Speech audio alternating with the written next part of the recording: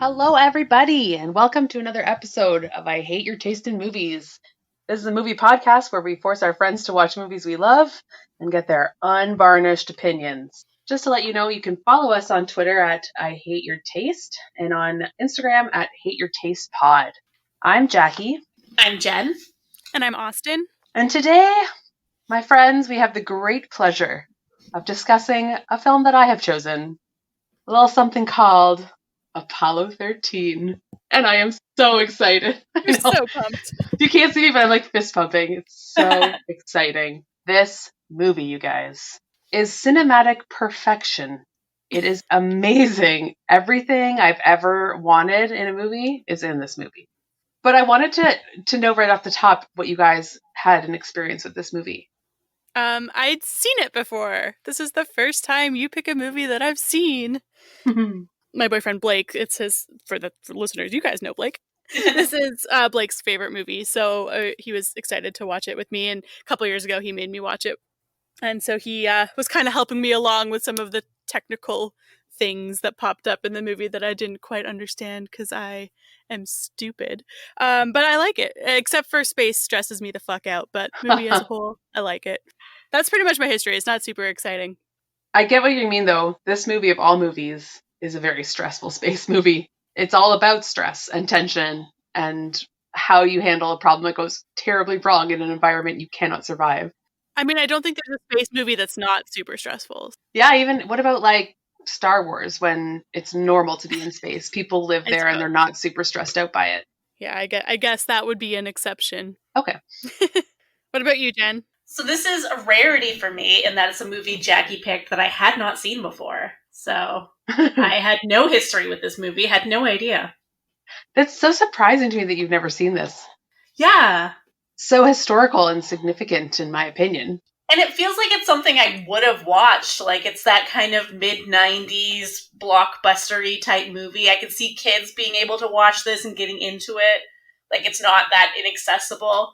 So I'm kind of surprised that it never made its way onto my radar. But no, I never saw it until earlier today when I watched it. And I'm sure, did you write a plot synopsis? I did, and it turned out to be wrong, which I figured out within 5 seconds. So if you I'm want to so know, excited. I put, based on the true story of an Apollo mission that went wrong and crashed and or exploded and everyone died. 5 minutes into the movie, I was like, oh, it's Tom Hanks. He's not going to die. They all live.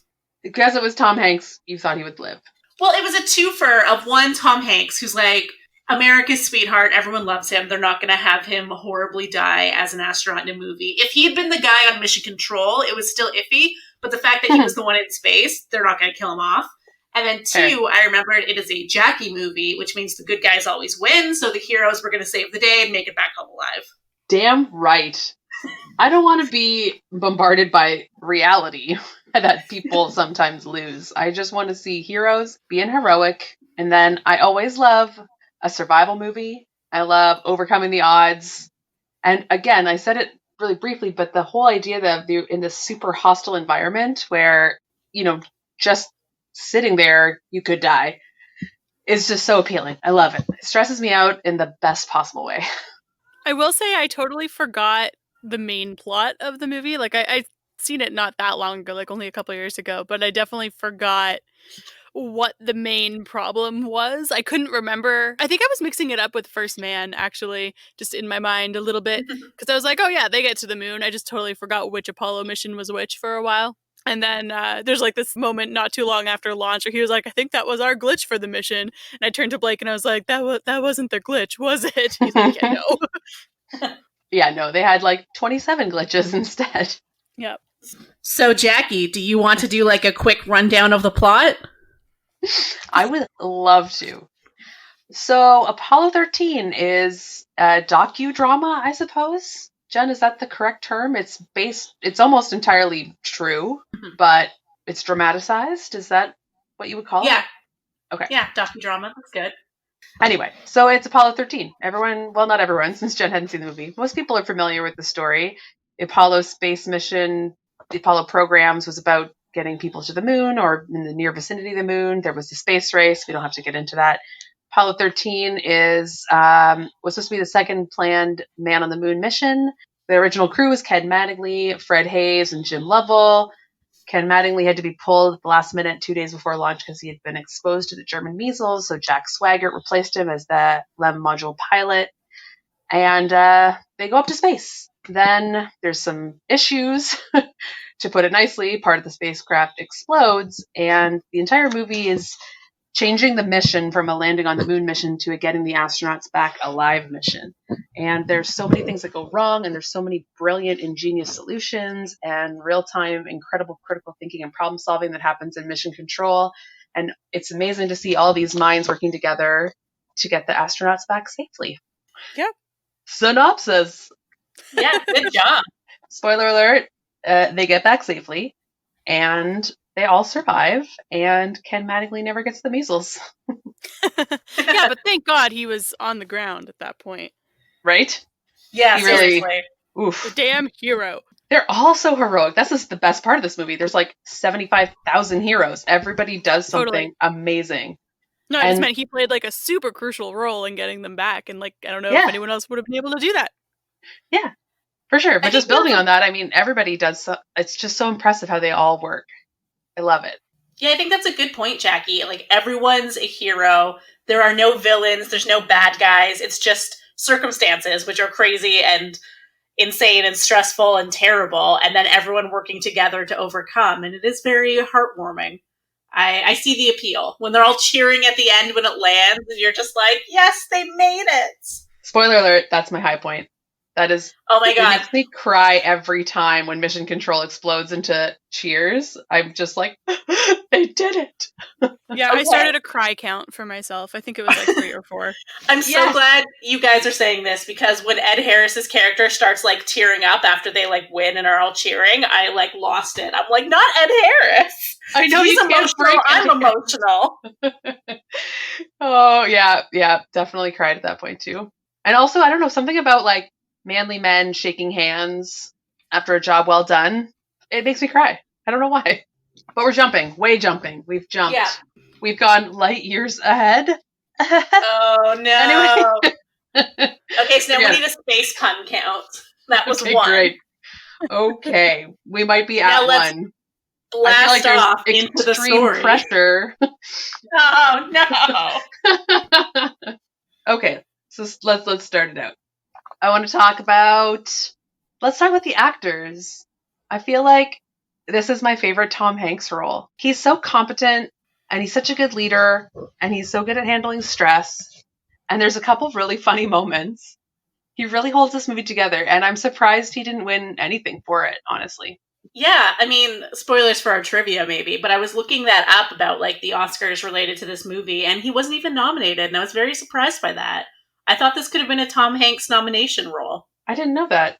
Was anyone nominated? Ed Harris was nominated for Best Supporting Role. Supporting Hmm. actor. He's really great. And the wife was also nominated for Yeah, supporting Kathleen actress. Quinlan. Okay, that's good. She did really well too, actually. She held together the drama at home. That was another moment that made me cry. I really do want to talk about Marilyn as we get into this, because she, I think, is my favorite character of the movie. Yeah, I was. It's funny that you mentioned First Man earlier, Austin, because I was thinking about her role specifically in comparison to First Man, where the wife character is so irrelevant to that whole entire movie. She yeah. has like one scene, and then his kids don't ever matter. And then in comparison here, the wife, I feel like they do such a better job of showing their marriage and its impact on her and their family and how she handles the situations. Like, I just felt like she was such a richer character. And I know that the wives typically don't have as much to do in these types of movies because they are just at home worrying. But I just felt like it was done in such a better way that she just had so much more to literally do. And I was Absolutely. like, First Man, did you not watch Apollo 13? Seriously, Come on. that was so maddening in First Man. But yeah, I really liked Marilyn. Like, I thought she was, like you were saying, Jen, like she was her own person. Like she Mhm. wasn't just, like her only character trait wasn't that her husband is in space. Like I felt like I knew her, and I felt like I got to know their like home environment a little bit more, and like why she was considering not going to the launch, or like why she was feeling what she was feeling, and just like her reactions felt very human, and she was her own person, and she wasn't just her husband's wife, you know? Yeah, for real. I didn't really think about it any other time I watched this movie, but when I was watching it this time, I was thinking, is this whole first half an hour of them not in space really that relevant? I was kind of not like I would ever complain about this movie. Okay, never. I love this movie. But I was like, they could have just jumped right into the space and had it be a full movie. But in thinking that, I was also really aware of how crappy that would be because half the humanity is the people at home waiting and stressing, the world watching, the tension. A lot of it comes from all the scenes of everyone holding their breath, waiting for news about what's happening. And so if you didn't have the relationships built in the beginning, you wouldn't really care that much, right? Yeah. And it's good for laying all the groundwork of like because I apparently have the mind of a child. I really like the scene where he's like explaining to his youngest son what's going to happen. Because I'm like, this is a good way of explaining it to the layman. Totally. They were talking about that in something I was reading after the movie about how much of a struggle it was to make the really complex astrophysics and everything dumbed down for people like us. Like they were laughing about, they have a scene where he writes 45 hours on the blackboard because they didn't think people would understand it without it written on a blackboard. They really did have to do a lot of work to make aerospace mathematics accessible to us. And I think they did a really good job. I think so. I did have to get Blake to draw me a diagram, which we can upload to the Instagram later because I think it's beautiful. I was just very confused by all the names of all the different parts of the shuttle or whatever. Like the whole thing was the Odyssey, and then the LEM part was Aquarius, and then the command module and what their whole plan was. So I did have to get some diagrams drawn for me. It's funny because I actually seen this movie so many times, but I was actually trying to go through the configuration in my head too, because I know they had to reverse the command module and dock it with the LEM and kind of pull the LEM out of its casing. So the cone, like the pointy end of the cone, was where the tunnel to the LEM was. Yeah. But that was, in my head, I couldn't wrap my head around it because that meant that their backs were to the tunnel entrance, right? So I had to rearrange it in my head. And the way it works is that the seats are not actually lined up against any actual surface in the shape of the cone. Sorry, when I looked into it, they're almost like at a 45. So it does make sense if you look at the schematics, but it does make sense to me that it was confusing to you. Does that make sense? Well, I think that was Blake's thing too, is that he's seen this movie so many times. He was like, why aren't you grasping this very simple concept? It's not simple. No, they make it appear sort of simple as long as you don't think too hard about it. I mean, they do explain it several times, and I needed it explained every single time, so I'm not mad about it. Like every like plan that they have, they explain it in multiple ways. And I'm like, thank you. Now I understand it. Right? And they seriously had to cut out so many things that had to happen as well. There was another whole burn that they did that they didn't even talk about. Oh yeah, I read about that. So much minute adjustments, and there's so much more they could have done. But somebody else in something I was reading made a good point that if you actually were exactly true to the story, a lot of it was boring. There's a lot of minutia. It was days of sitting around waiting and being freezing cold.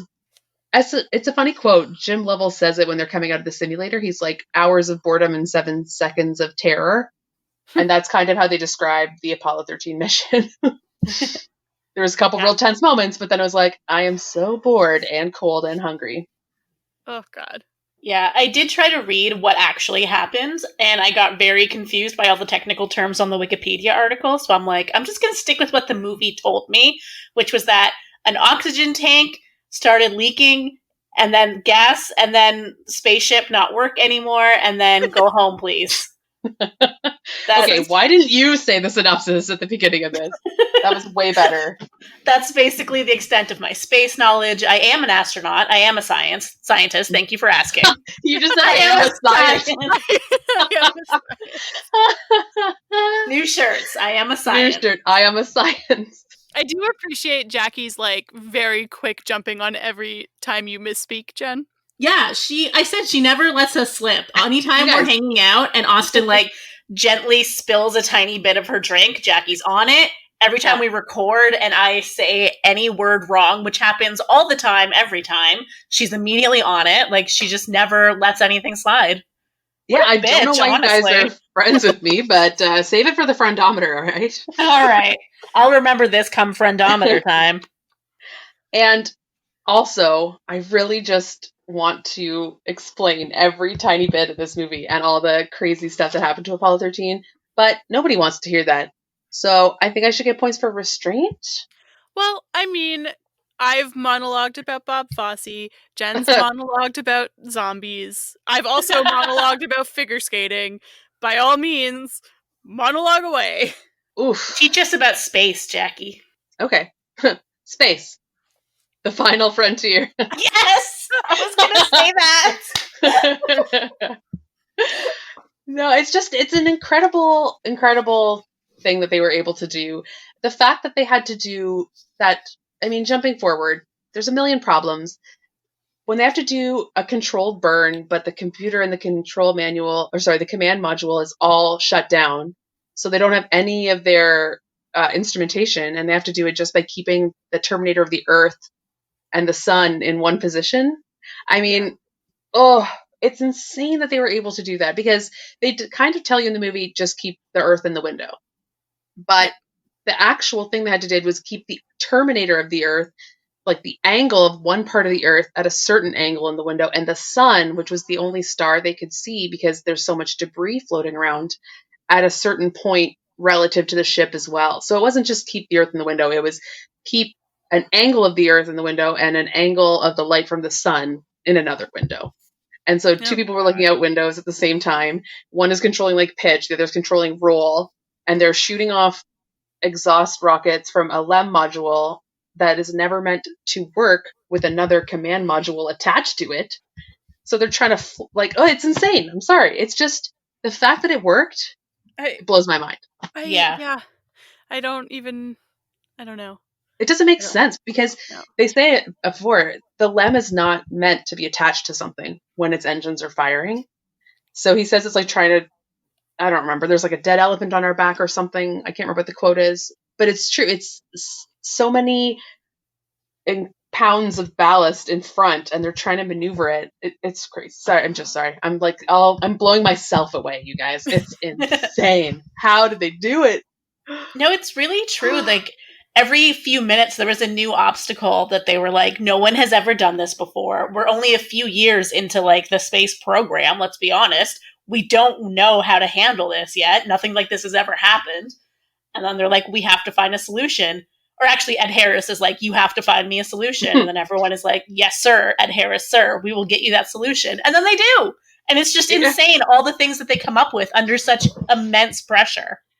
I'm so amazed at like everything about space travel. Like the thought of space travel gives me so much stress. Like I would never ever, you could not pay me to go into space.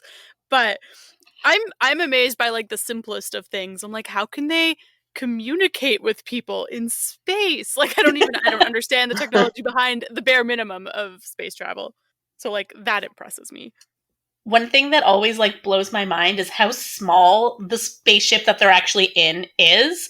Because you see that giant rocket blasting off, but like most of that kind of falls away and isn't what they're in. Like they're in a really small module, and I'm always like, I would hate that so much. And it was only built for the LEM module, right? It was only built for 2 people, so. And they just had to like stick Kevin Bacon in there, and he's like, "Thanks, guys." Yeah, they're like, "Ooh, we didn't calculate for your air. Whoops." I love that line. He's like, I guess I'll just hold my breath. Yeah.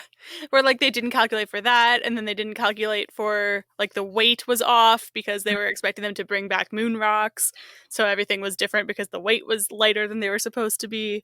There was one thing I wanted to say, just going back to what Jen was saying about how they had to come up with all these procedures on the fly. And that's part of what they had to dramatize for the movie. Because in my little bit of research, a lot of these procedures were actually developed preemptively for potential emergencies for Apollo 8. So things like the CO2 canister, the lithium hydroxide canister fitting, something similar was developed for Apollo 8 using a vacuum tube or something like that. So they had like the steps, they just had to kind of fit them into the situation. So a lot of the procedures weren't from scratch, but they made it that way to be super tense and interesting. So Yeah, don't take away the movie magic, Jackie. I was believing it. it is kind of, I mean, I don't want to like say that what they did wasn't incredible and amazing, but it was like they just built on something that already existed. So Right. it was less amazing. That's what I'm saying, I guess. And I guess, like, in theory, they are supposed to be the smartest minds in America. So if anyone could pull this off, it should be, like, the literal rocket scientists. Yeah. And oh, wow, they were so smart. I love how they all looked exactly the same, too, with their short sleeve buttons ups and their little ties and their skinny huge glasses.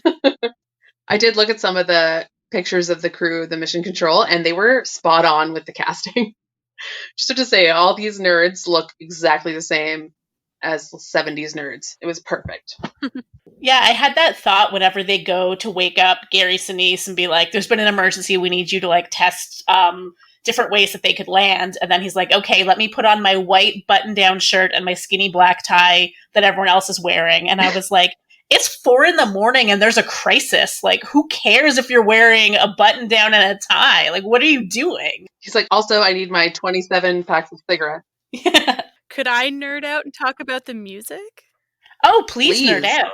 So the music was composed by James Horner, who we might recognize as the composer from Titanic, which also has a fantastic score. There was a couple things that really jumped out at me, especially during the pre-launch and then the launch itself. The music was really jumped out at me. During the pre-launch, it was showing the height and like the scope of the rocket. The chords, this is going to get technical, sorry guys. The chords were really spread out, like everything was rising, everything was ascending. And then during the launch, it kind of felt like it was orchestrated in a way that was similar to what you might hear in like a religious or sacred work, kind of representing like the ascent to heaven, that kind of thing. It kind of drew similar parallels. But I also felt like it felt very like Americana, like very patriotic, but like exploratory, which is what kind of reminded me of Titanic. When Titanic is taking off on its voyage, it's very like exploring these new worlds, exploring new territory. It's going to be, you know, this very exciting new journey. So anyway, I don't know if that's interesting to anyone else, but to us it was really cool. So since you compared it to Titanic, now all I can think of is why didn't Celine Dion have a ballad for Apollo 13? Oh my gosh. Oh, she did. I mean, what would it be called, Jackie? I don't know. Honestly, I was hoping I would come up with something too, but I didn't. I love the music too. Sorry. I just wanted to say, totally agree. And once you've mentioned that he was in Titanic, I can totally now see the parallels. Like, I can totally picture the scene you're talking about. I would sing it if When I could sing it, but leaving, I won't. For sure. Sing it, sing it. No. No, but I did go back and listen to it. I think it's called Leaving Port. It's like, it's obviously not the same because it's two completely different situations, but it's got the same energy and the same like pride. Pride. Anyway, sorry, that was a really technical, nerdy minutia to get into. I hope maybe one other person found it interesting. It's Blake. But I want to go through the problems that Apollo 13 faced, because that is the best. So please explain them to us as if we are dumb children, because surprise, we are. Okay, well, I'm just a slightly older dumb child, but I will try my best. Okay. So obviously the first thing that happens, I guess the first thing that happens is right during launch, one of the engines flames out. But they decide that that's acceptable and they can keep going with the remaining 4 engines on the service module. So that's kind of fine. And that's when he says his infamous, I guess we had our glitch for this mission. And everyone's like, haha, oh no, that's not true. Why would you say that? I know, right? Well, that's another thing about Apollo 13 is that they clearly were not superstitious, because it's Apollo 13. It was launching at 13:13. That was the time of the launch on whatever the launch day was. And then they were supposed to return on the 13th. So it's kind of seems like they were thumbing their nose at superstition a bit, which I feel like is a terrible idea. Yeah. But they did it. That's a risk. But yeah, so what they say is that they routinely stir the oxygen canisters to make sure it's equally pressurized throughout the whole canister. So they say, Jack, give it a stir. He's like, cool, will do. And he stirs it. And the technicality of what's wrong, I'm not 100% sure on, but there was all this talk about how this canister was previously going to be on another mission. It was put on, then taken off, then someone dropped it, and then they put it on another one, and they tested it under a couple conditions, but the thermometer about the internal temperature only went up to a certain range, and it was not reading that it was actually at a way higher temperature than it should have been. Oh, wow. Anyway, so then they're like, stick it in Apollo 13. Who cares? And so when he went to stir the tanks, it exploded and it damaged the oxygen tank beside it. And it blew off a panel on the service module. And there was debris everywhere. And this is the craziest part. It was during an interview with Jim Lovell. But they said that after the bang, the tunnel between the LEM and the command module started to crinkle because they were twisting. Yeah, right? It started to crinkle because it was twisting improperly from the pressure of the gas venting into space. I'm like, why didn't they put that in the movie? Because that's the most terrifying thing I can ever imagine. Oh my gosh. What would you do? Obviously I would never be an astronaut in space because any kind of adversity, I would just cry. But I would just cry. Yeah, apparently, well, these guys, they really were the best of the best because in the recordings with the mission control, the actual recording, they don't even sound concerned or stressed off. They're just like, hey, main bus B is broken. What of it? Yeah. And I'm just like, what are you doing? You're going to be freaking out. I know they train to like stay calm in those situations, but I can't understand how you possibly could. Also, when they're venting the oxygen there after that explosion, a little more music, there's hints of the previous theme, like from the launch, that exploratory music. Some of it comes back in and it kind of it turns in like from triumph to like a very tense mood, and we took that as representing that now hope is lost. Oh no. It's like it's never lost though. Well, no, but like not if you're Jim Lovell. He's like, what? I can handle anything. That's true. But they're not going to get to the moon. No, that was really sad. The one interesting thing someone mentioned is that all three of these guys were test pilots at different parts of their career. So that's the most tense kind of pilot. So they think that's why they were so specifically prepared to deal with these problems. They're used to critical failures that could mean the end of your survival and how to handle those kinds of situations. So they were probably the best people to have to work in this situation. Yeah, and I think the movie does that when they show the clip of Tom Hanks talking about a previous like flight where everything went wrong, where he's kind of on the news. And they're just showing clips after everything's gone wrong, I guess. And they're just going, these are the astronauts that might die. And then they play a clip of Tom Hanks talking about like, oh yeah, I've been in all these terrible, scary situations and all my lights were out, but I made it home. And that's kind of just the movie telling you like, he's been through it all. If anyone's going to get home, it's going to be Tom Hanks. I don't know. I thought that was a very good, heroic little throwaway side moment. It was. And I wonder if that's a true story. I wonder if Jim Lovell's had that on a broadcast. They dug it out for somewhere. Maybe.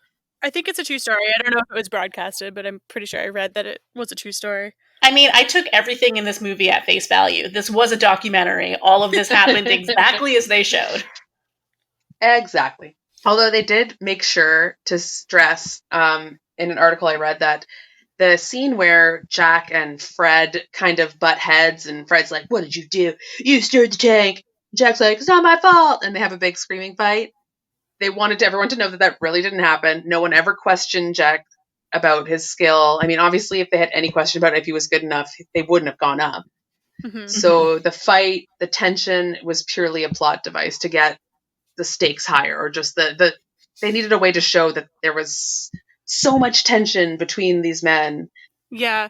I read that, they were approached by, I don't know if it was the people that were actually on the Apollo 13 or if it was just like NASA people, but being like, that never happened, that, they never, like you said, they never questioned his abilities, or like they weren't having this argument, but Ron Howard had to be like, okay, but we're making a movie. We can only show someone's sweaty forehead so many times. Like, we need something a little bit more. And they were just kind of like, yeah, okay, fair enough. And then let it go. Okay. And it is realistic. Like, obviously, like you said, that's not that they question Jack necessarily, but when you're in that insane, tense situation where everything has gone wrong and you might die, and you're in this small space together, I could see lashing out and kind of getting angry and frustrated with each other, even if you didn't necessarily mean it. Like, you probably in the movie world in that moment didn't necessarily think that Jack broke everything, but he's just scared and upset, and that's realistic. That'd be me up there. I'd be throwing so many fits. You guys, you would hate me. Well, and it's like, not only is death like imminent, or you're in fucking space, but also you're just in such a tiny little capsule, so claustrophobic. That would be bad enough in a giant space if they could like each have their own privacy, sure. But yeah, they're like on top of each other. And I think another layer to the drama for all of them is that this was kind of their chance to like live their life's dream of being on the moon. Like Tom Hanks has built it up for so long, being like, I need to go back, I need to touch it. And, they're like, this is our chance, this is our mission, there might not be another one, this is it. So like everything they've been working for has come to this, and it's fallen apart in minutes, and now they might die instead of, being the heroes and having this triumphant moment that they were all planning for. Like I would again lose my mind. So props to the real life counterparts for keeping it cool. Yep. I also think there probably was spats between them because it was 6 days, and there must have been. Yeah, just because it wasn't transmitted to Mission Control. Obviously, they mentioned that briefly in the movie that they had the System Vox, where it's just everyone's voice can be heard, or you had to be pressing a button to communicate with Mission Control. So even though this scene never happened, I wouldn't be surprised if they had some fights that were not captured on the public record. Like, how could they not have? Right? Exactly. They're human beings, even though they are the best of us. Yeah. I did really like that moment, though, when they are fighting, and then Houston, like, what was that? He's like, are we on Fox? Yes, Houston. Yes, Houston, we copy. With his like flight attendant voice. But yeah, more problems. So they're in the LEM. It's their lifeboat. They have to slingshot around the moon, use the gravity to propel them. And they have to find a way to make the supplies, what they call the consumables, last long enough, because it was meant for 2 men for 2 days, and now it's got to be 3 men for 4 days. And that's a huge problem. They don't really talk that much about the length of time that these men had to be at. Pretty much, I think they said it got to 3 degrees in the module. Yeah, and it was about 3 days of like just waiting. They had to so they did the slingshot, which is actually a very standard procedure.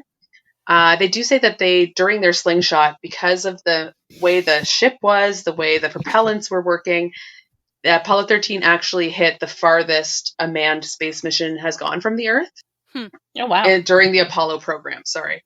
Usually they kind of do a shallower curve, but theirs was more parabolic. So that was cool. I like that little tidbit that I learned. But then they had to try and conserve their consumables. They had to try and burn. They didn't go into this too much in Apollo 13, but they had a couple other burns because they had to speed up the LEM to get back to Earth. Otherwise, they would have run out of all their oxygen, water, propellant power before they could get back to Earth. They were going too slowly, so they had to do a couple more burns. And they had done the calculations at the rate that they hit, and they were like, if everything goes perfectly, at the time of splashdown, you'll have 1 hour left of everything keeping you alive. So they were like, wow, maybe we should speed it up. That sounds risky. So they didn't go too much into it, but yes, they had to speed it up. That was a huge problem. Then again, the CO2 problem, which we touched on briefly, but it's one of my favorite parts of the movie. I love when they dump that carton of supplies on the table and they're like, we got to make this square thing fit into this round hole using only what they have on the spaceship. I really wanted to be a part of that team when I was younger. I thought it'd be so cool to have a problem like that, where they give you a pile of stuff. They say, you need to use this to achieve this objective. And to quote, not something someone really said, failure is not an option, which is so great. But they really rose to the occasion, and it's one of my favorite sequences in the movie when they construct it and they're carrying it down the hall with purpose, and they get to do that thing where they yell at people to get out of their way. Important people coming through. Can you refresh my memory on what they were trying to build, why they were building that, what it was for? They had to get a square peg into a round hole. Right. Why? essentially, with the command module's CO2 exchangers were all shut down when the power was off, so there's not exchanging the CO2 that the astronauts are exhaling. And the LEM module wasn't built for that amount because, again, 3 guys for 4 days versus 2 guys for 2 days. So they had to use canisters and take them out of the command module and put them in the LEM. But like Jen said, the ones in the command module were square. The ones in the LEM were circular. Okay. So Sorry, they had that was to try. probably a key thing that I just missed. I mean, all you really needed to know is exactly what Jen said. That one piece of equipment needed to go in the hole that it wouldn't fit into, so they had to find a workaround. Yeah, that's how Ed Harris explained it to me, and that's all I needed. I was like, thank Fair you, enough. Ed Harris. No further information required. Check. But it is kind of funny that they made it seem so dramatic in the movie, where the needle is hovering at 15 and their vision is starting to get all blurry and it's like tense music time. But in reality, I think the scrubber was working for an hour before the CO2 levels dropped appreciably. And also they weren't on the verge of CO2 poisoning. I mean, they had so many complicated things they had to still be doing the entire time that they weren't going to let them get to the point where they might, open the window. Just be like, whoops. So, again, dramatized, still important, crucial, but just over a long time frame. Yeah, as we say, I don't know if that makes it better or worse. Like, it's still terrifying. Yeah, it's scary. And just these crazy things that popped up and they had to deal with. I wish we could understand more of the scope. It seemed like every second there was something that popped up they had to deal with. Some weren't big, obviously. Some weren't even worth mentioning. And I'm sure some weren't even captured in the official mission record. But everything was just so outside of normal procedure that it's incredible the amount that they could do from mission control. And like Austin said way back in the beginning of our discussion, it's insane that they could even talk to each other, let alone figure out crazy math and physics and all this with a ship in a configuration that is not meant to fly. It's just crazy the stuff they had to do. They really are brilliant people, and I am dumb. Yeah, like there was one point where they were up in the space shuttle and Tom Hanks is like quickly trying to do physics while also trying to not die. And he's like, can you guys just quickly check my math? Because if we mess this up, like it could be the end of everything. And I was just like, he's just doing math at his head. He doesn't have a computer. He doesn't have a calculator. The man's a genius. I know, I had the same. Also, was it when Kevin Bacon came in at one point and was like, the numbers are wrong, and they're like, how'd you figure that? And he's like, because I can add. I was like, Yeah. all right, well. Yeah, and same. They were like, oh, well, everyone in NASA says it's right, but they were wrong. Kevin Bacon was right. Yep. Yeah, because they forgot about the moon rocks. Yeah. You have to wonder if they really had that thought, because they know the inner workings of mission control. But if there was something so wrong that it could not be fixed, do you think they would tell the astronauts? Oh, right, because Kevin Bacon, or Jack, is kind of thinking that maybe they know more than they're letting on. Yeah, and maybe he says it, like, if there was a problem, do you think they would tell us? I wonder. I bet there's so many contingency plans, but there must be one where it's like, don't tell them. Yeah, or I think it might be that they're like, we'll just tell them what they need to keep working on so that they're not just sitting up there waiting to die, you know? Yeah, right. And we'll still try to work on the problem down here. Yeah, on the hopes that we'll work it out, but there's a chance it might not, but we don't want to tell them that. We want them to be staying focused on the goal. I could see that being likely. Awful. But yeah, so then terrifying. If that is true, which totally makes sense, then the astronauts would probably have had that thought, but they are so composed, they have the ability to focus on the problem at hand and not think about what they know on the other end of the phone, what they're not telling them. God, I could not. You're right. Jen mentioned that she would not handle the situation. Obviously, none of us would, but I think I would super become a paranoid psycho. I'd be like, they're not telling us something. I'd be the problem astronaut who's like, we should just open the door. And they'd be like, get away from the hatch. Same.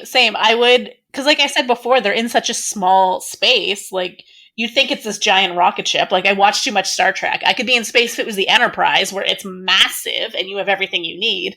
But they're in that tiny little module. I would be completely panicking. I'd be like, I need to get out of here. Open the door. Let me out. And then they would. And then I would go into space and die. We'd fail out of astronaut training day one. Not even day one, like first one. interview. They'd be like, excuse me, what would you think you would do in this situation? I'd be like, well, I'd jump out into space. And they're like, okay, I'm ripping up your application. Goodbye. Would you guys go into space if you had the option? I would if it was like the 20th time. If everything had been tested and proven multiple times, like a space tourist type thing, I think I would. I wouldn't want to be the first. I would, like I said, if it was the Star Trek Enterprise, where it's like the 9 millionth time people have been in space, and it's super comfortable and easy and not scary at all. Yeah, and a holodeck. Yeah. Austin? No, I would not. Just not at all. Even if we were No. in space time. Okay. Nice. I mean, fair. It's pretty shitty up there. There's nothing there. The moment where I'm bad on planes, and like the moment when they're venting oxygen, the noises that were happening and like just the situation, I immediately got the same feeling in my stomach that I get when there's like the smallest bit of turbulence on an airplane. It's like, oh, we're gonna die. And it's like I felt that watching the movie. So no. Okay. Jen and I'll go. Yeah, bring me a postcard or something. A moon rock. Yeah, bring me a moon rock. Could we talk a little bit about like what's going on Earth when they're up and they're like the families are dealing with this? They know that there's a crisis. They know that the astronauts are in danger, but they have to just listen to the radio or the communication. God, yeah, that must have been the absolute worst feeling. Yeah, I was trying to think, like, if I was Marilyn, would I be able to listen to that radio and be able to listen to the communication between the astronauts and mission control? I don't think I could, but at the same time, I couldn't not listen to it because I would just drive myself crazy with worry. Like, I don't know how she could handle that. I bet it was reassuring to a degree because of how calm every interaction was. Mm-hmm. Even if they might have felt panic, or like I said, they were panicking off channel, they'd never let it go down to mission control. They were so professional that it must have been comforting just to hear the minutia and just them talking really calmly about everything. Because that way you know what's going on versus what your imagination can concoct. Yeah, that's true. That's reassuring. I hope. God, I don't know. Yeah. That would have been, I can't put myself in that position in my mind. You have absolutely no control. The fact that you have no control in your life, but they're in space. They're beyond the reach of any help. Like it's a level of not control that makes my brain hurt. One thing that I felt was a little crazy was even before it got to that point, when they were first having everything, before the families knew, before the press knew, I was like, this is happening. They're having a catastrophe in space, and no one even knows about it because like no one was watching the launch or like watching their space broadcast. America kind of was over space and didn't care. And in space, no one can hear you scream. Yes, and it wasn't until thank you, Austin. It wasn't until like I guess NASA had to put out a statement or something that the press kind of picked it up, and that's when the families all found out. But I'm like, there was a period of time where astronauts' lives were in peril because of this very dangerous thing happening in space, and like no one outside NASA had any idea. Like that was just, I don't know, that was so crazy to me because we're so used to, especially now in the age of like technology and social media, the second something bad happens, we know about it instantly. We're watching video feeds, we're seeing live reactions of people who were there at the time, but like they were just gonna die in space and no one would have even known until later, you know? Yeah, well, they kind of touch on it that it had become so mundane. Like, how wild is that? That people getting on the moon is now mundane. That the networks don't even want to carry that footage. It had happened one time. Yeah, I know. Yeah, like, and we saw it. I think we're cool. And then the second it turned dramatic, everyone on Earth was paying attention. They did say that it had reinvigorated the Apollo program. Because, yeah, I mean, they would have just been more and more bored. But this one really united people, made them, I guess, just more aware on a personal level that this isn't a trip to Pittsburgh, like that guy says. Ooh. It made it so much more immediate and real. Conspiracy theory time. Do you think they sabotaged it so that people would get interested again? But they did it in a way that all the astronauts would survive, so no one was ever in real danger, much like how they faked the moon landing. Right, of course. Wow. No, obviously not. The photos that Jim actually took of the service module when it was jettisoned and all the damage that they miraculously survived, like, There's no way. I mean, obviously you're joking, but I'm irritated that people even think that that's an option. It's crazy that they survived. They were giving them, even in the movie they said 3-1 odds, but they were literally calling it 50-1 odds when it was first happening. Oh my gosh. There's just, no way. I hate people. People are the worst. They've survived. They've made it. They're close to Earth. They have to figure out. They had that crazy burn. We've talked about it. I won't bring it up again, but where they had to have the Earth Terminator and the sun angle and burn. That's such a tense scene. I love it. But I found myself, like my body, I was actually making fists with my hands, even though I've seen it so many times. But that scene where Jack's timing it and they're trying to angle the roll and the pitch, and they're showing the scene from outside and it's twisting all over and it looks so out of control. Oh, that scene kills me. Tell me you guys felt insanely tense. Yeah, I mean, always.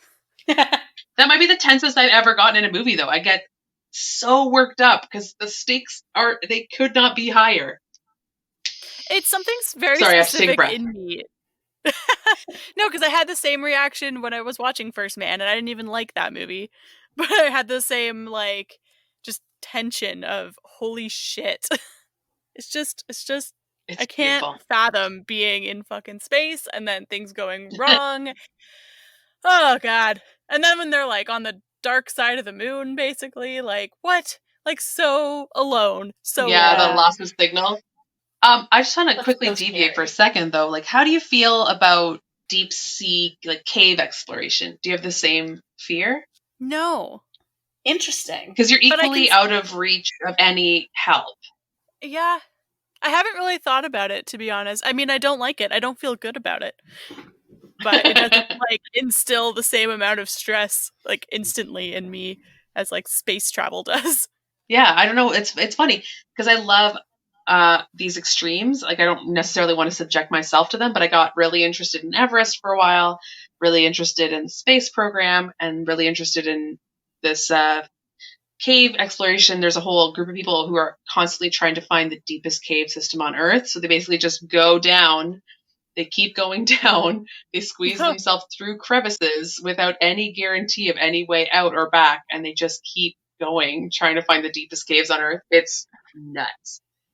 That one stresses me out more than space. Fair. Yeah, I don't feel good about it. Deep sea stuff stresses me out because of the thought of the pressure. If something goes wrong, you're just getting crushed in your submarine. I don't like that. No. Like when we watched The Core the other day. Yes. Amazing. But bringing it back to Apollo 13, sorry, just had to deviate for a second. When they get back to Earth, they have to jettison the service module and the LEM. But they don't even talk about what they had to do for the LEM. They had to pressurize the tunnel and basically burst it off because it's not meant to come back with them. It's not meant to be separated that close to Earth. So it needs to have some kind of push so that it doesn't hit the command module, or when it breaks into a million pieces, have the pieces hit the command module. So they actually had to pressurize it and basically explode it off. So that was another opportunity for things to go terribly wrong. It did not go wrong, obviously. Everything's fine. It wasn't meant to do that. It didn't have the thrusters capability. None of it worked the way it was supposed to work. And they had to wait until they were almost in the atmosphere to eject it because command module didn't have the resources to keep them alive. So if anything went wrong, they might have had to jump back into the LEM because it was the only thing that worked. So that whole sequence of them coming back to the atmosphere, ejecting the service module and ejecting the LEM, they barely showed any of it. But that was also super tense and had so many opportunities for things to go wrong. Take a breath, Jackie. You're too excited. I'm getting educated. Right? I'm oh my God, this is also fascinating. This is what happened. I know science. I know space. Are you now a science? Also, I am a science. There was something really cool too about Apollo 13 in that they were bringing a piece of machinery to put on the moon because it was a seismograph or something. They had put a previous one when Neil Armstrong landed, but the solar panels malfunctioned because they had such a long dark side of the moon. I don't really know how to go into it, but it was in shadow for too long and the solar panel broke. So they were bringing a replacement one that was nuclear powered. And so it was meant to stay on the moon. So they had to bring it back with them. and they were really worried about what would happen to it when it crash landed onto the Earth. Oh, fuck, yeah. Yeah, that is a fair thing to worry about. Right? They were like, and even if it was going to land in the water, originally when they were coming back, it was a day early, so they were going to land somewhere in a different ocean.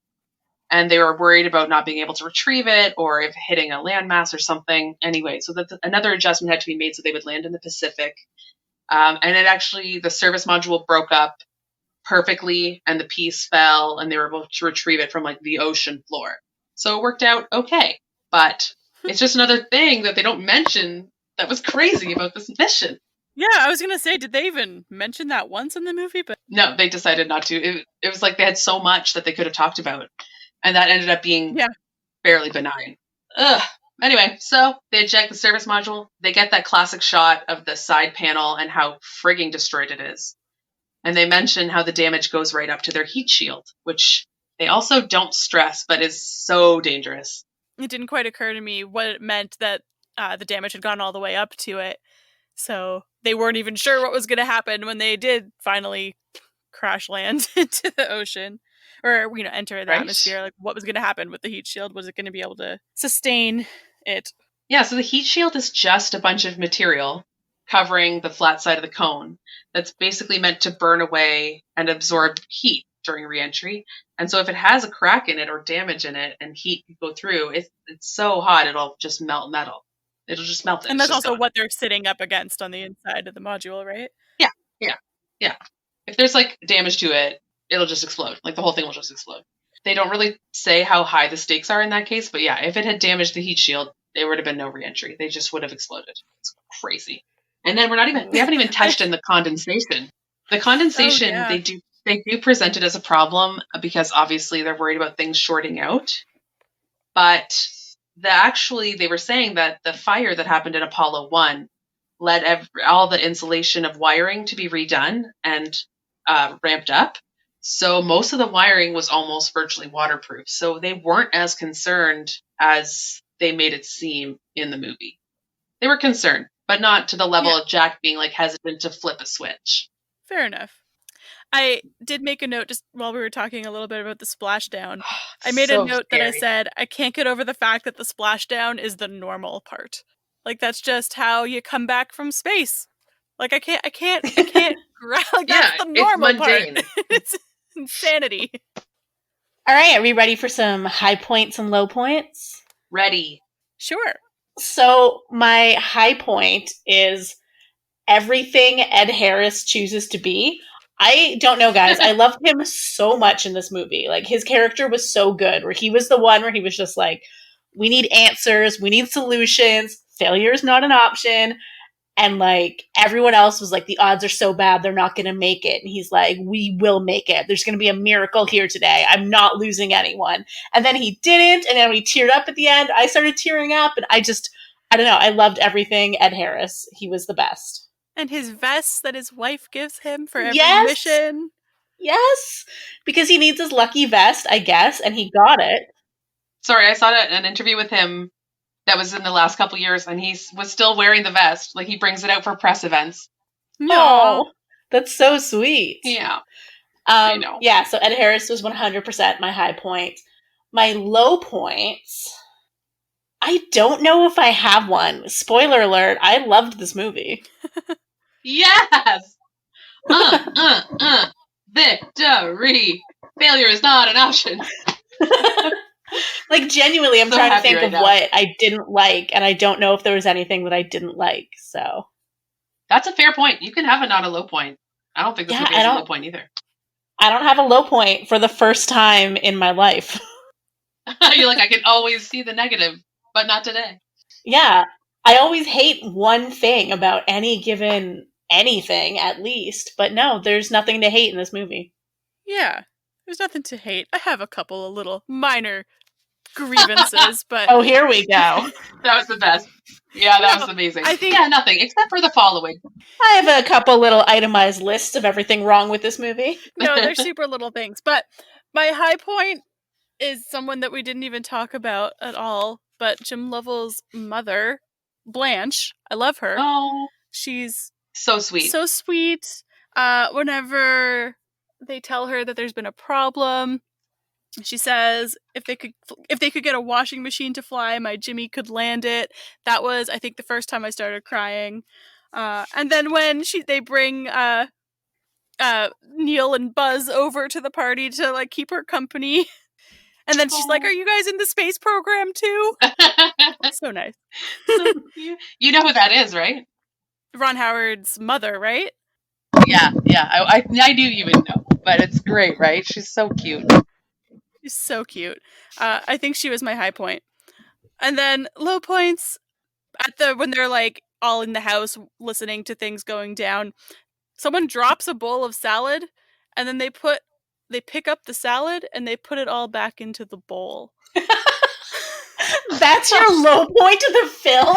I didn't love it. People eating dirty floor salad? They weren't going to eat it. They were just using it to pick it up and bring it back to the kitchen. I don't know. The camera panned away. We don't know what happened to that salad. The whole salad didn't fall. Like, I would say probably 3/4 of the salad was still in the bowl. And they just put the lettuce that did fall back into the bowl. Okay. Unsanitary. Sure. Yeah. Unsanitary. No, just like the general idea of space. I don't know if I can call it a low point because it's such a good movie, but it is not comfortable. I also was not a huge fan of the end narration. I usually love a good narration, but I feel like that could have been like text. Oh, that's a good point. I don't really love when they do narration if it hasn't been throughout the whole movie. Yeah. It just kind of seemed odd. I forgot about that. But I do like when they kind of end a movie like this and they tell you what happened to everyone afterwards. So I do too. I think in this case I would have preferred some text. Yeah. With some pictures, right? Comparing them. Yeah. Yeah, if it was just like nice music, the picture, and then the text beside saying this is what happened to him. Yeah. So that's my low point. Okay. Fair enough. My high point is, I was just going to make it super generic, but it's when everybody is erupting and screaming and hugging and smiling and laughing when they know they're safe. When they say it's good to see you and everyone starts crying. Ken Mattingly is crying. Flight is crying. Everyone's crying. I cried. It's just beautiful. Too. We're all even crying. like all the guys in like the West Point Academy, whatever, in Wisconsin with the sun, they're all reefing on him because everyone's so excited.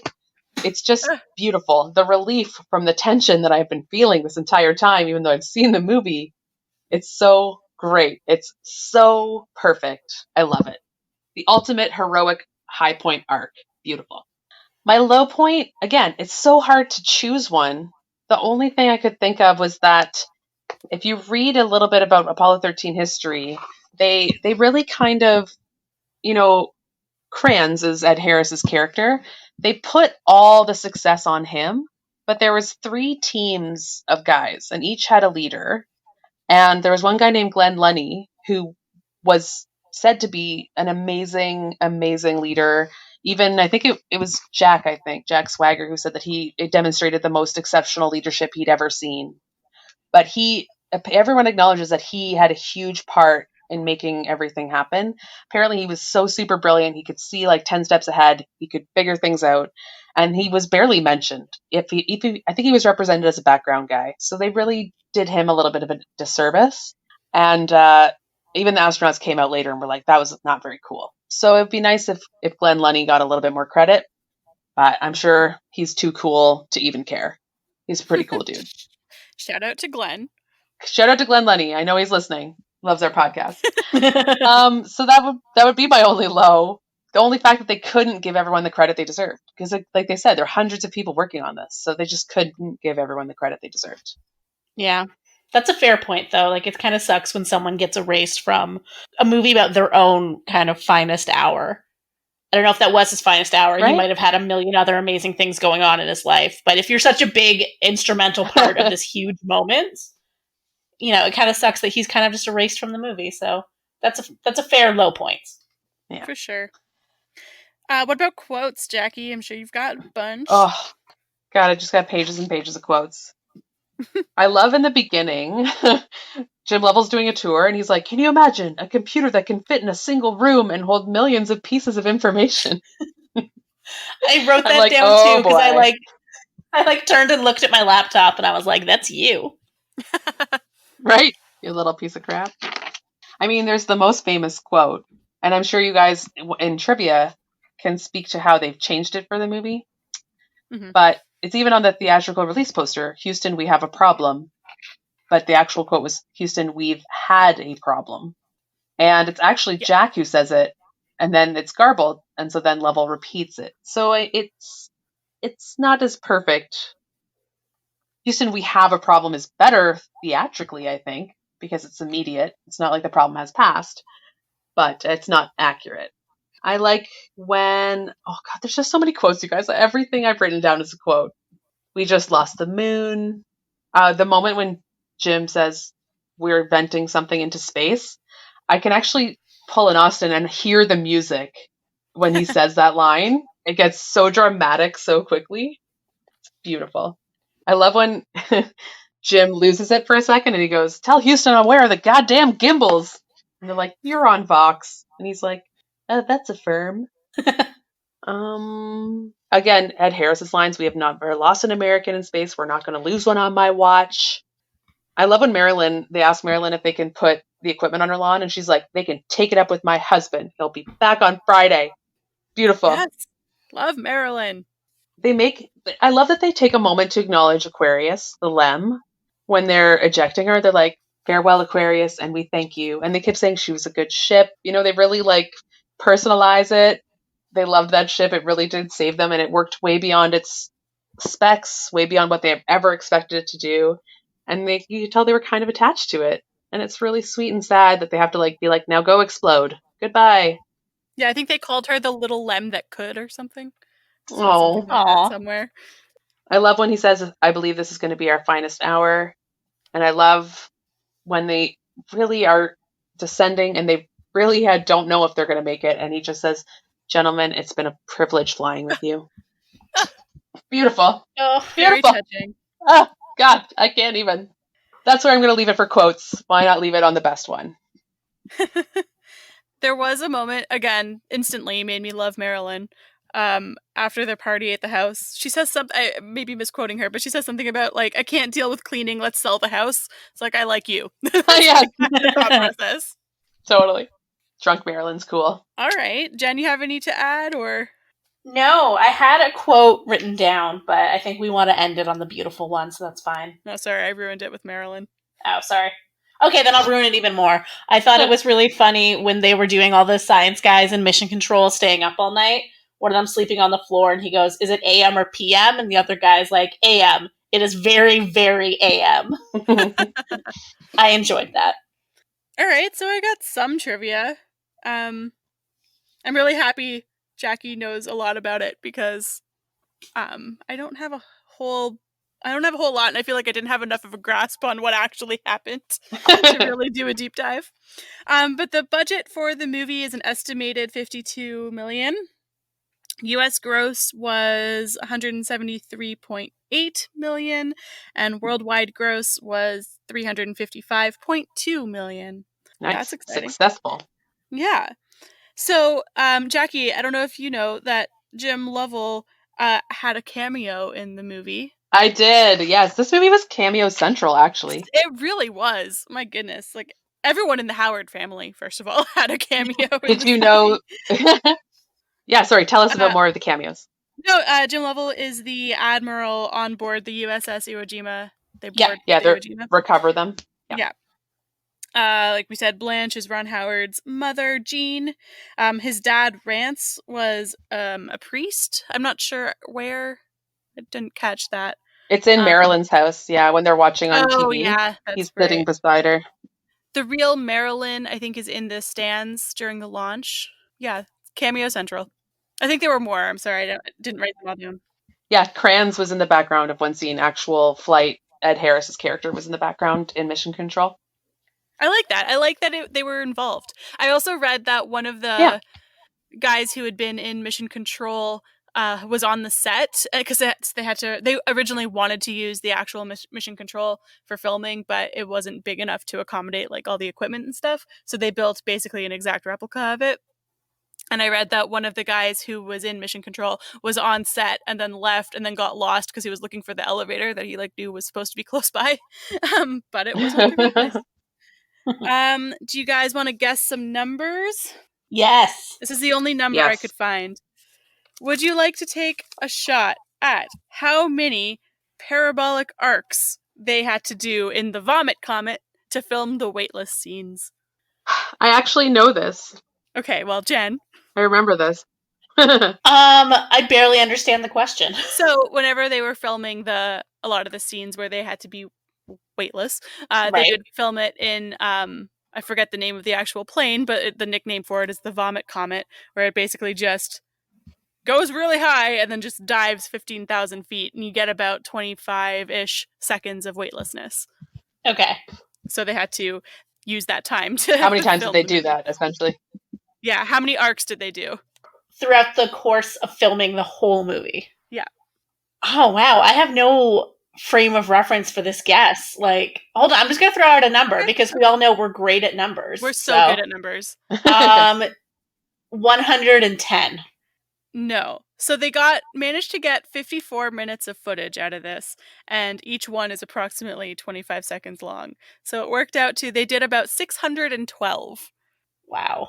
Which is incredible. A lot. My stomach hurts thinking about that. Yeah. How friggin' fun would that be? Ugh, beautiful. I would die to do that one, for sure. I have a little bit of trivia to add. Nothing really interesting. Yeah, let's do it. I just wanted to say that they used a lot of actual NASA machinery. You know, with the crawler, which is moving the rocket, that's the actual crawler, and Ron Howard got to drive it, which seems really irresponsible, but okay. And they mentioned that they had the second most accurate splashdown in the Apollo program, which is crazy because it should have gone wrong, right? But the splashdown was beautiful. Just that it actually took 6 minutes before they got signal back from them, and the first sign of Apollo having re-entered successfully and them all being alive was actually not radio contact. It was the sight of the parachutes by the recovery team. So they said it was 4 minutes. I'm not sure why, but it was actually 6 minutes of waiting, which is monstrous. Yeah, so Houston, we have a problem is number 50 on AFI's top quotes. Not surprising. Some of the scenes where the Earth is shown from the windows is actually photos taken by Jim Lovell and Bill Anders from the Apollo 8 mission. So that's cool. Yeah, that is cool. That's about all I got. Oh, and then obviously some lines were taken directly from the mission transcripts. So it's probably one of the more faithful adaptations of things, even considering how much they had to cut. Yeah, I think it's considered one of the most just true to history mainstream movies that's ever been made, because they really put an emphasis on being faithful to what actually happened, which is beautiful. It shows through. It makes it that much more interesting. You don't have to dramatize anything. It's already more dramatic than you would think anything could possibly be. If you pitched all those things going wrong, they'd be like, no, that's unrealistic. But Jen, what else came out that year?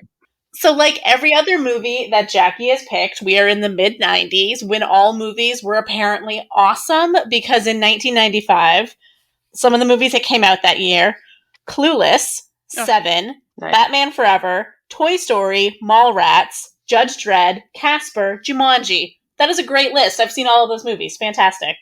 The top movies at the box office this year, get ready, Jackie. Number 1 was Die Hard with a Vengeance. Number 2 was Toy Story, and then number 3 was Apollo 13. So I don't actually know, which Die Hard is that? Is that the second, third? No, it's the third one. My goodness. It's the one with Samuel L. Jackson. Okay. Jen, you're embarrassing yourself. I really am. I'm sorry. I just wanted to say, since you mentioned Seven, Brad Pitt was actually offered the role of Jim Lovell, and he turned it down to star in Seven. I saw that. Interesting. And they also said that Jim Lovell really looked like Kevin Costner, but for some reason they didn't offer it to Kevin Costner. Probably because they had Tom Hanks. Yeah, probably because Kevin Costner was building a water world or something. Who knows? But yeah, Apollo 13 was nominated for Best Picture that year, but it lost to Braveheart. And like we said, Ed Harris was nominated for Best Supporting Actor, and he lost to Kevin Spacey in The Usual Suspects, which is a good movie and a good performance, but now that we know Kevin Spacey's a creep, I'm like, no, Ed Harris should have won. And then Ed Harris for life. Yeah, supporting actress, like we also mentioned, Marilyn was nominated, and then she lost to Mira Sorvino in Mighty Aphrodite, which is a Woody Allen movie, so that one can also go away. Boo! That's a shame. It was fantastic. They were both really great. And Marilyn didn't have too much screen time, but she really was memorable, and she was part of the heart of the movie for sure. For sure. All right, well, I guess it's ratings time. Jackie, what's your rating? Oh, me first. Yes. Ratings. Yeah. I feel like this is not going to come as a surprise to anyone, but it's 10 out of 10 enjoyment, 10 out of 10 quality. This movie is amazing. It's perfect. I love it. It rivets my attention. I get so tense. I'm so invested. The performances are fantastic. The things they were able to do to make it seem like they were in space. So much work. Mission Control, all of it. I can't say enough good things about this movie. If there was a higher number than 10, which there isn't, I would give it a higher number. It's amazing. Yeah. I'll give it, I think for enjoyment, I really do enjoy it. I'm not as invested in it as it sounds like you guys are. Sorry, I'm always too invested in these movies. No, also, I mean, it's a perfectly good movie. Like, I didn't have any issues watching it. I'm going to say, like, maybe an 8 out of 10 for enjoyment. But, yeah, I'll definitely give it, like, a 10 out of 10 for quality. It's really well done. The effects are really good. And you feel like you're there, and I don't like that. Can I ask you a question, Austin? Yeah. Does Blake know that you only give it an 8 out of 10 enjoyment? I haven't run it past him yet. I feel like he will be outraged. Maybe you need to do a friendometer with Blake after. I mean, I feel like the fact that he had to explain several things to me more than once. There were diagrams involved.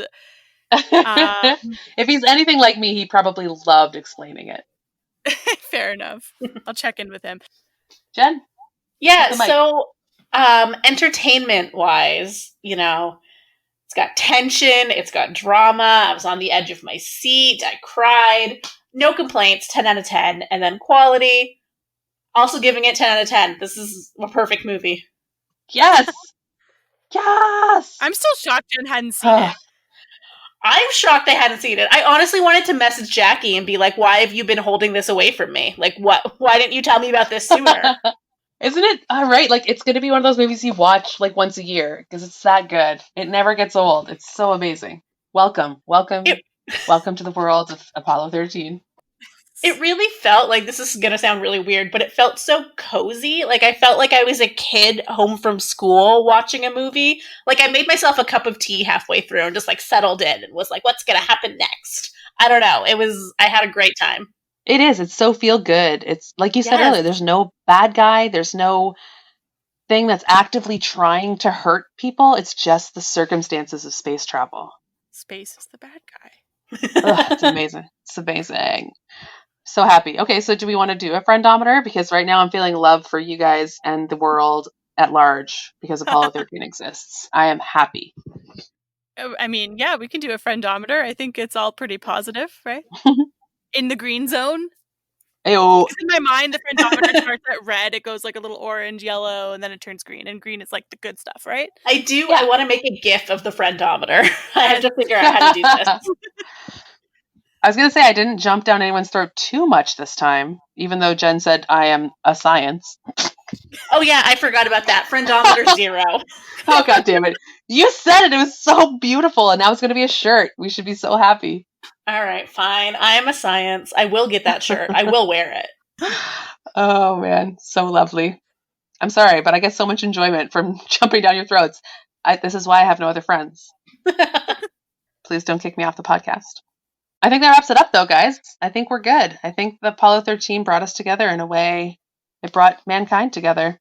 Hello. Would you say it brought us together the way it brought Kevin Bacon and Tom Hanks and Bill Paxton together in a tiny little module?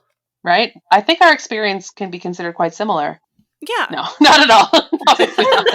Yeah, we're just as important and heroic as they are. Right. I'm totally not laying on a comfortable bed drinking water that I could get from a tap. And I mean, we did have some technical glitches, so it's true. We had the glitch for this mission. Yeah. I'm just saying. Beauty. So, Jen, what's on the agenda for next week? Exciting times. It's October. Oh, I forgot. Yes, next week, because we switched our order around a little so that I could have full Halloween fun times. we're starting off October. We're doing a full spooky month in my head anyway. I'm sure these guys will pick other movies, but whatever. All spooky all the time. We are starting with the Babadook because I want to see how you guys react to that. Spoiler alert, it won't be well. Poorly. Yeah. It'll be fun for me. I'm happy because I had fun this time, so I guess it's about time to pay my dues. All right. So next week, starting off our spooky month of October with the Babadook. Thanks so much for listening. Please rate, review, and subscribe, especially on iTunes. And if you like what we're doing, tell a friend. We're having a lot of fun making this podcast, so it'd be great if we can get more people listening, get more ears on it. Please feel free to contact us on social media. We're on Twitter at I Hate Your Taste and on Instagram at Hate Your Taste Pod. And we'd love to hear from you. So that about wraps it up for Apollo 13. And join us next week where we start getting spooky. Bye.